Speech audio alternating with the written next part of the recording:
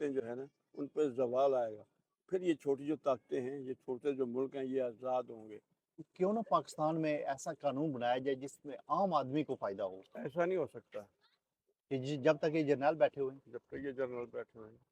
जर्नैल्स के बारे में आपने जो नज़म भी लास्ट टाइम भी सुनाई थी, उसके चंद अशार पेश करें। मैं एक और नज़म है ठीक। पंजाबी दी, किवें चलणगे सिक्के खोटे। वाह वाह किवें चलणगे सिक्के खोटे, नहीं चाहिए ये सानू लोटे। वाह वाह। आवाम ਦਾ ਧਿਆਨ ਮਹਿੰਗਾਈ ਵੱਲ ਕਰਕੇ ਦੇਸ਼ ਦੇ ਕਰਨਾ ਚਾਹਵਣ ਟੋਟੇ, ਨਹੀਂ ਚਾਹੀਦੇ ਇਹ ਸਾਨੂੰ ਲੋਟੇ। ਹਰਦਮ ਨਾਮ ਇਸਲਾਮ ਦਾ ਲੈਂਦੇ, ਇੱਕ ਦੂਜੇ ਨੂੰ ਕਾਫਰ और कहंदे ਕਹਿੰਦੇ, वाह ਵੋ ਵੋ वाह। ਕਰਕੇ ਗਾਲੇ ਪੈਂਦੇ, ਕਮਾਦੋਂ ਕੱਢੋ ਮਾਰ ਕੇ ਛੋਟੇ, ਨਹੀਂ ਚਾਹੀਦੇ ਇਹ ਸਾਨੂੰ ਲੋਟੇ।